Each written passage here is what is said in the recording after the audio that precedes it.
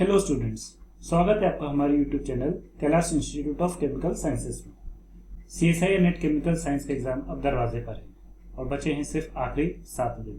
तो ये टाइम है स्मार्ट स्टडी का। अब इसमें कोई थ्योरी नहीं, कोई रिवीजन नहीं। इन 7 दिनों में हम सीखेंगे रियल एक्शन प्लान।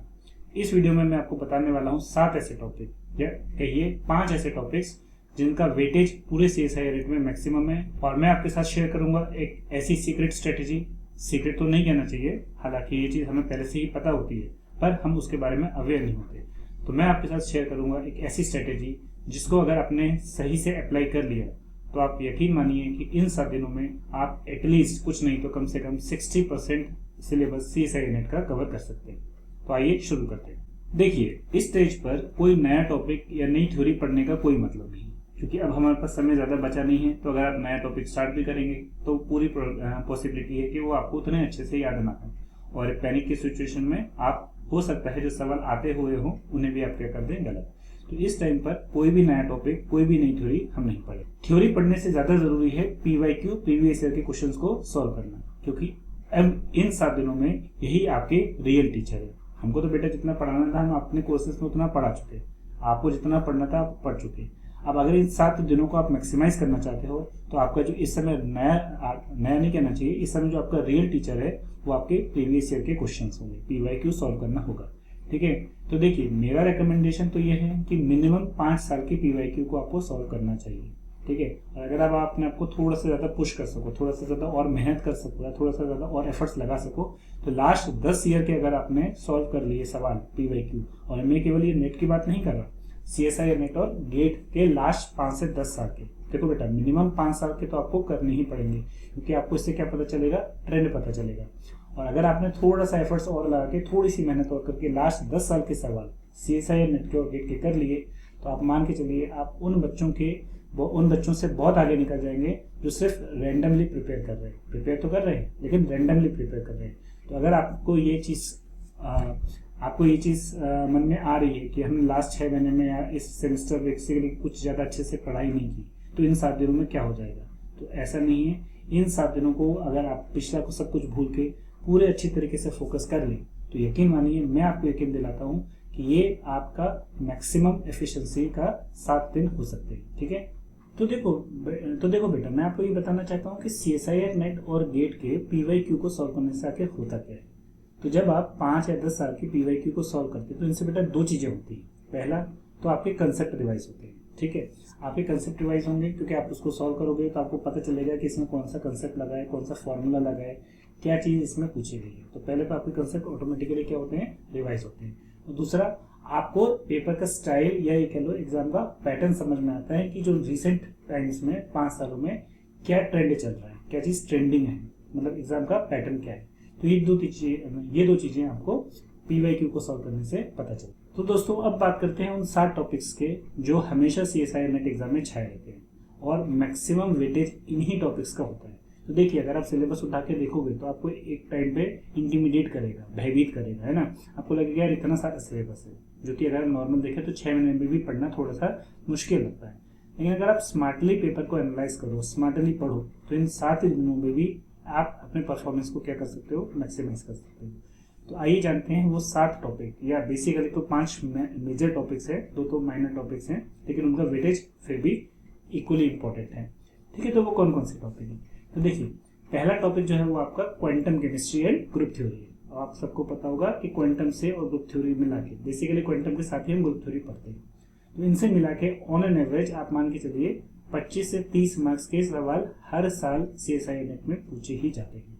ठीक है, 25 से 30 सवाल का मतलब है, मैंने ये दोनों पार्ट बी और पार्ट सी को मिला के आपको बताया है, हर साल आप देखोगे कि 25 से 30 मार्क्स के क्वेश्चंस रिपीट होते ही होते हैं। और जब आप पीवाईक्यू सॉल्व करोगे इन 5 से 10 साल के पेपर से, तो आपको समझ में आएगा कि लगभग 7 से 8 सवाल, मतलब अगर हम 25 से 30 मार्क्स मान के चल रहे हैं तो 7 से 8 सवाल या 10 सवाल तक क्वांटम केमिस्ट्री और ग्रुप थ्योरी से पूछे ही जाते हैं। तो अब बात होती है कि क्वांटम केमिस्ट्री में हमें फोकस किन चीज़ों पे करना होगा। तो बेटा 2 चीज़ें होती हैं, एक बेसिक पार्ट और दूसरा एडवांस पार्ट। तो पहली चीज़ तो जब आप पीवाईक्यू सॉल्व कर रहे हो तो अब मैंने आपको कहा है कि कोई भी नई थ्योरी, नया टॉपिक आपको प्रिपेयर नहीं करना है, नई चीज़ कुछ भी नहीं उठानी है। जो लास्ट 5 या 10 साल के क्वेश्चंस होंगे क्वांटम और ग्रुप थ्योरी से, उन्हें आपको बेसिकली कैटेगराइज करना है। पहला फॉर्मूला बेस्ड और दूसरा लॉजिकल या मैकेनिज्म बेस्ड। तो आप देखोगे कभी कभी तो क्या होता है ना, बहुत सिंपल सवाल, जैसे अगर आप बात करो कम्यूटेटर रिलेशनशिप की, पूछा जाता है कि एक्स और पी एक्स का कम्यूटेटर क्या होगा, दो पर्टिकुलर वेरिएबल जो दे देंगे या दो पर्टिकुलर ऑपरेटर कम्यूट करेंगे कि नहीं करेंगे। एवरेज वैल्यू एक्सपेक्टेशन वैल्यू पूछी जाती है। पार्टिकल इन 1D बॉक्स में पोजीशन ऑपरेटर की क्या होगी, मोमेंटम ऑपरेटर की क्या होगी, ठीक है। हाइड्रोजन एटम्स के लिए number of radial nodes, angular nodes, ये पूछे जाते हैं, ठीक है। आपको एक वेव फंक्शन का इक्वेशन दे दी जाएगी और पूछा जाएगा कि इसमें बताओ एन, एल और एम प्रिंसिपल क्वांटम नंबर की वैल्यूज क्या है। तो बेसिकली ये तो क्या हो गए, फॉर्मूला बेस्ड सवाल हो गए। और कुछ पार्ट क्वेश्चन जो होंगे वो एक्चुअली मैकेनिज्म बेस्ड होंगे या कह सकते हैं लॉजिकल बेस्ड होंगे, जैसे कि परटर्बेशन थ्योरी से सवाल पूछे जाते हैं। और आप अगर एनालाइज करोगे, जब आप इस चीज को पढ़ोगे तो आप ये देखोगे कि मैक्सिमम सवाल जो है वो न्यूमेरिकल बेस्ड होते ही नहीं। पूरे क्वांटम में 1 या 2 सवाल ऐसे होंगे जो न्यूमेरिकल बेस्ड होंगे, या प्रॉपर न्यूमेरिकल अप्रोच लगेगा उसको सॉल्व करने पे। मैक्सिमम सवाल में या तो आपको उसका कंसेप्ट पता होना चाहिए या फॉर्मूला पता होना चाहिए। और मोस्टली क्या होते हैं बेसिकली क्वांटम में आप देखोगे तो एक तरीके से कहना चाहिए कि क्या कह सकते हैं उसको, रिजल्ट बेस्ड होते हैं, फैक्ट बेस्ड होते हैं, जैसे एक्सपेक्टेशन वैल्यू। तो इनके रिजल्ट्स बेसिकली आपको क्या होने चाहिए, याद होने चाहिए। तो जो सबसे इंपॉर्टेंट टॉपिक है जो आपको सबसे पहले प्रिपेयर करना है वो है आपका क्वांटम केमिस्ट्री का। दूसरा टॉपिक है आपका कोऑर्डिनेशन केमिस्ट्री। अब कोऑर्डिनेशन केमिस्ट्री में बेटा देखो मैंने D block and F block elements, जो कोऑर्डिनेशन कंपाउंड्स और कोऑर्डिनेशन केमिस्ट्री, ये सब चीजें इसमें इंक्लूड कर ली। इसमें भी आप मान के चलिए ऑन एवरेज 25 से 30 मार्क्स आराम से पूछे जाते हैं, क्योंकि ये इनऑर्गेनिक केमिस्ट्री का आपका कोर टॉपिक है। अब इसमें भी आपको क्या करना है, जैसे क्वांटम में किया था, 2 भाग में आपको इसे क्या करना है, स्प्लिट करना है। पहला तो सिंपल इनऑर्गेनिक में थ्योरी बेस्ड या सिंपल फैक्ट बेस्ड जिसे कह सकते हैं, है ना, या सिंपल सवाल होंगे, जैसे कोई भी एक कोऑर्डिनेशन कंपाउंड दे दिया तो उसका आईयूपीएसी नेम पूछ लेगा, टोटल नंबर ऑफ आइसोमर्स पूछ लेगा कोऑर्डिनेशन कंपाउंड्स में अगर हम बात करें तो। टर्म सिंबल से बहुत इंपॉर्टेंट सवाल आते हैं आपके, ठीक है। स्पिनल जो एक टॉपिक होता है कोऑर्डिनेशन में, इसमें से बहुत सवाल आते हैं आपके करके। तो ऐसे जो टॉपिक्स हैं बिल्कुल अगर आपको फॉर्मूला पता है तो आप आराम से 1 मिनट 2 मिनट के अंदर सॉल्व कर सकते हैं।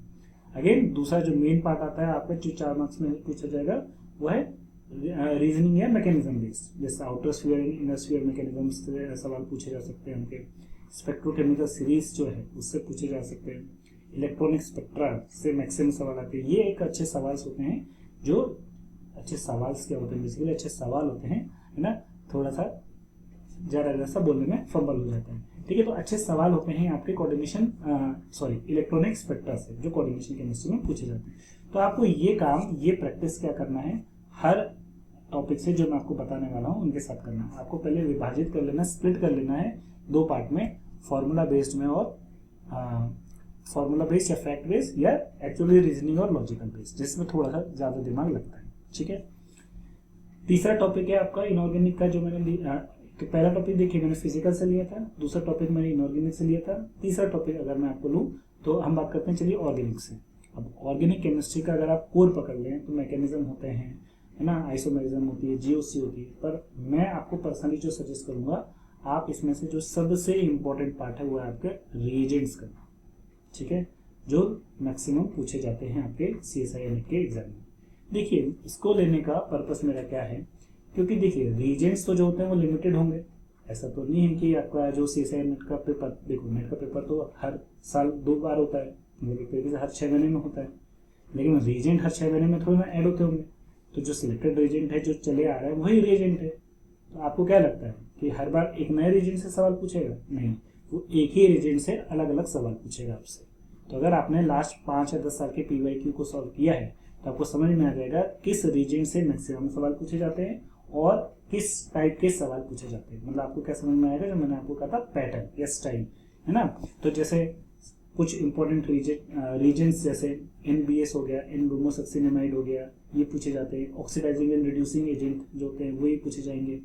स्टीरियोकेमिस्ट्री से रिलेटेड अगर आप बात करोगे तो जैसे शार्पनेस एसिमेट्रिक ऑक्सीडेशन का जो रिएजेंट्स है, मतलब बेसिकली एसिमेट्रिक रिएजेंट्स हैं, वो पूछे जाएंगे एनर्शियो सिलेक्टिविटी और डायस्टेरियो सिलेक्टिविटी के लिए।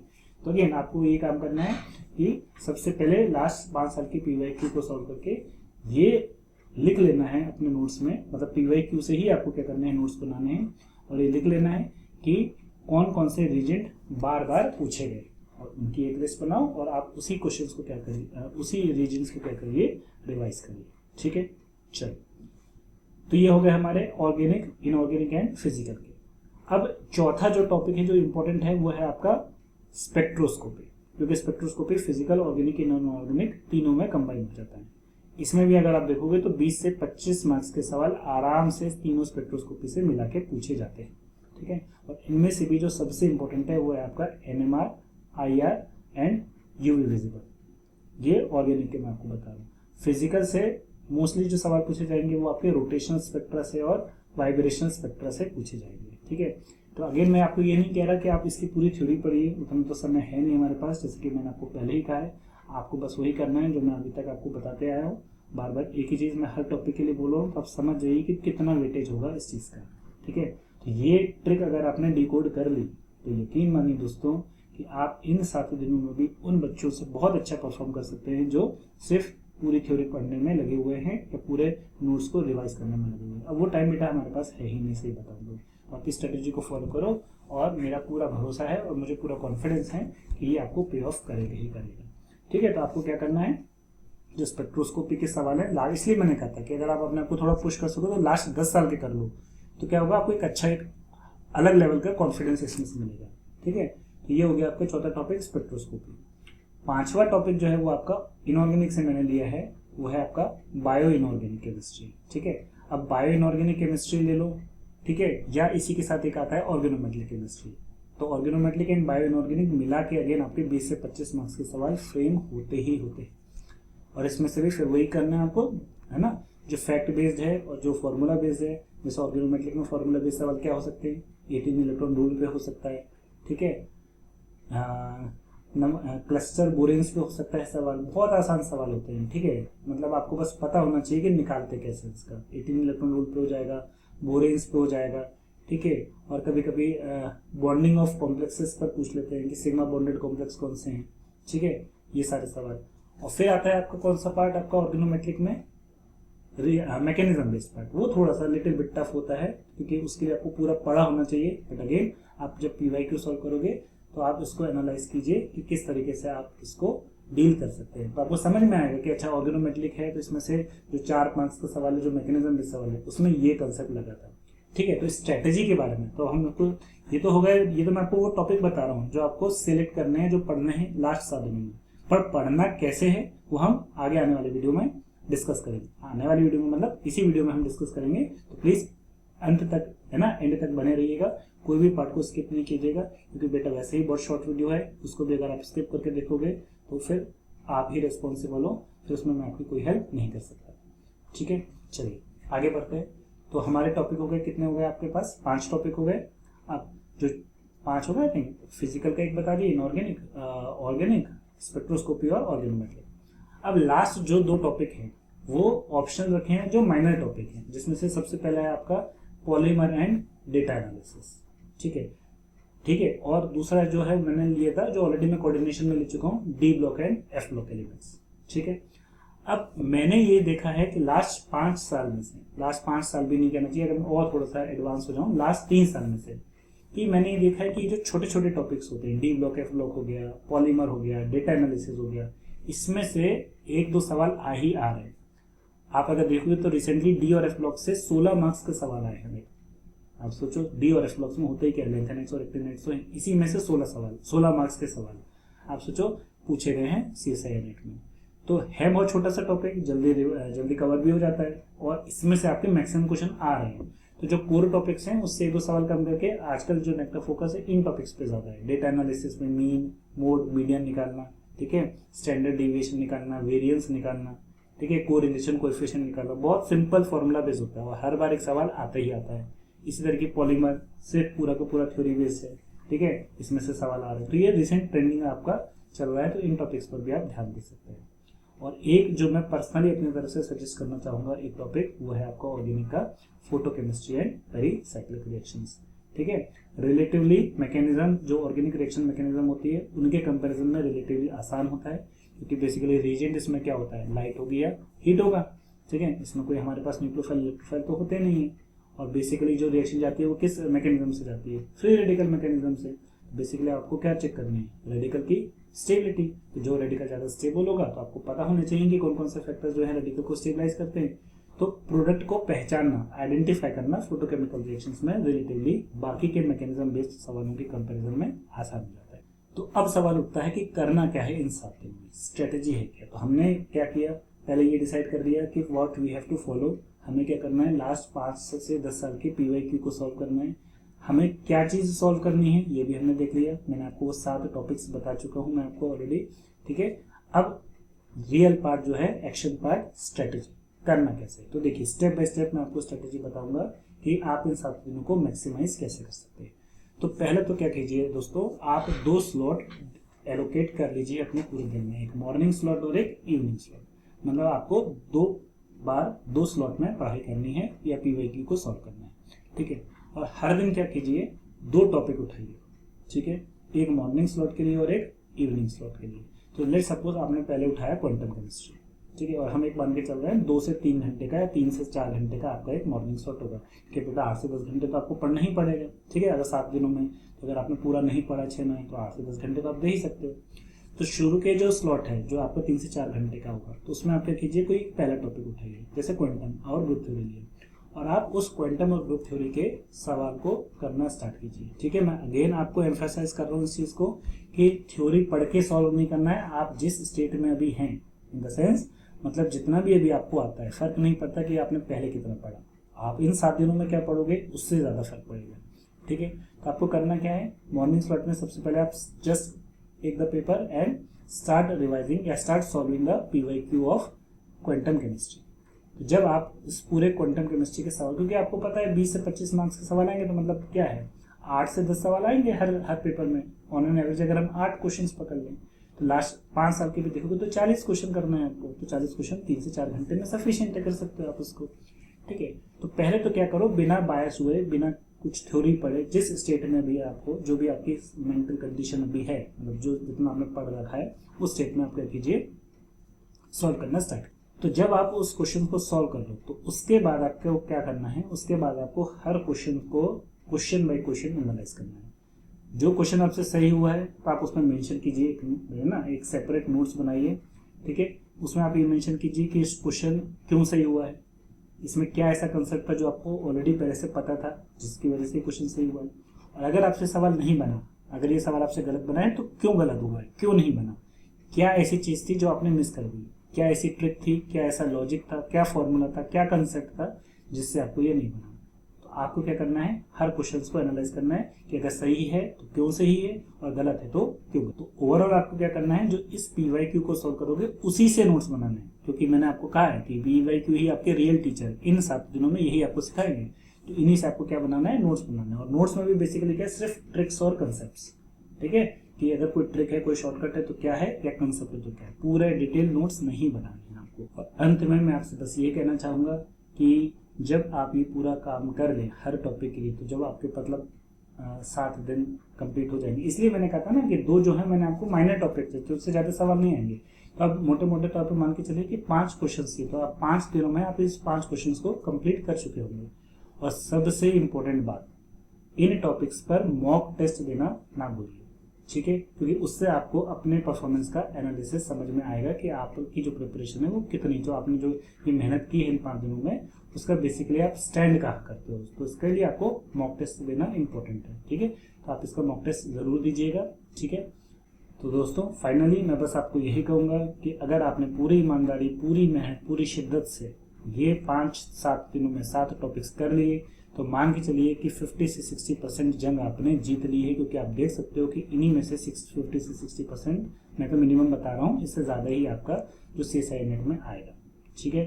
तो इम्पोर्टेंट क्या है, जो स्ट्रेटेजी प्लान, जो स्ट्रेटेजी जो मैंने आपको बताई है उसको बिना मिस किए, बिना किसी इसमें शंका रखे, देखो आप डाउट मत करना कि पता नहीं काम करेगी कि नहीं करेगी। अपलोड में आता है कि यार 6 महीने में नहीं किया 7 दिन में क्या हो जाएगा, तो वैसे भी कुछ नहीं हो रहा है ना, ऐसे तो मान सकते हो। अगर नहीं करोगे तो वैसे कुछ नहीं हो रहा, तो कम से कम मेरी बात मान के एटलीस्ट ये ट्राई करके देख लो, हो सकता है कि कुछ अच्छा हो जाए। यकीन मानिए जैसा जैसा मैंने कहा है, अगर आपने वैसा वैसा फॉलो किया तो ये 7 दिन आपकी लाइफ के one of the best 7 days साबित हो सकते हैं। और यकीन ही नहीं करेंगे, हो सकता है कि आपका पेपर फर्स्ट अटेम्प्ट में ही क्लियर हो जाए। ये इतना पोटेंशियल रखता है ये स्ट्रेटेजी, ठीक है। ये मेरे एक्सपीरियंस से मैं आपको बता रहा हूँ, है ना। जितने स्टूडेंट्स हमारे यहाँ सिलेक्ट होते हैं, जितने बच्चे बेसिकली जो CSI नेट का पेपर देते हैं, जो हमसे पढ़ते हैं, तो उनमें जिन बच्चों का सिलेक्शन होता है और जिन बच्चों का नहीं होता सिलेक्शन, अंतर बस इसी चीज़ का होता है, स्मार्ट प्रिपरेशन का और अपने ऊपर सेल्फ कॉन्फिडेंस का। यहाँ हम कर सकते हैं, हमसे हो सकता है, इस सेल्फ बिलीफ का, ठीक है। चलिए, तो इसी के साथ मैं इस वीडियो को एंड करता हूँ। अगर आपको ये वीडियो पसंद आया हो तो प्लीज़ इसे लाइक और सब्सक्राइब करना ना भूलें। हाँ, एक इम्पॉर्टेंट सरप्राइज अनाउंसमेंट मैं आपको ज़रूर कहना चाहता हूँ कि जब आप इन 5 टॉपिक्स को कर लेंगे तो मैं आपको प्रोवाइड करूँगा फ्री मॉक टेस्ट इन क्वेश्चंस के लिए, ठीक है। तो अगर आप उसको एक्सेस करना चाहते हैं तो नीचे दिए गए लिंक पर आप एक रजिस्ट्रेशन फॉर्म है, बिल्कुल एब्सोल्युटली फ्री है, आप इसको फिल कर दीजिए ताकि आपको एक्सेस मिल जाए। और ये एक्सेस मैं आपको दूंगा एग्जाम से 2 दिन पहले का, मतलब 26 को, ठीक है, ताकि आप पहले इसको अच्छे से फॉलो कर लें जो स्ट्रेटेजी मैंने बनाई है, और फिर मैं आपको इसके मॉक टेस्ट भी प्रोवाइड कर दूंगा, ठीक है। तो देखिए, आपके पास 2 ऑप्शन है, या तो मैं आपको topic wise mock test provide करूँ इन 5 टॉपिक्स के जो मैंने आपको बोले हैं, या मैं आपको एक full length test papers as per CSI net pattern दूँ। तो जो आपको पसंद हो या जैसी आपकी रिक्वायरमेंट है, जो आप चाहते हो, प्लीज़ मुझे कमेंट्स में लिख के बता दीजिएगा, जिसमें मेजोरिटी ऑफ द रिस्पॉन्सेज आएंगे मैं आपको कर सकता हूँ। मैं दोनों में फिजिबल हूँ, आप चाहो तो मैं आपको टॉपिक वाइज मॉक टेस्ट भी दे सकता हूँ, और अगर आप चाहो तो मैं आपको full length test paper as per CSI net pattern वो भी मैं आपको absolutely free of cost provide कर सकता हूँ, ठीक है दोस्तों। तो इसी मिलते हैं अगले वीडियो में। Thanks for the watching.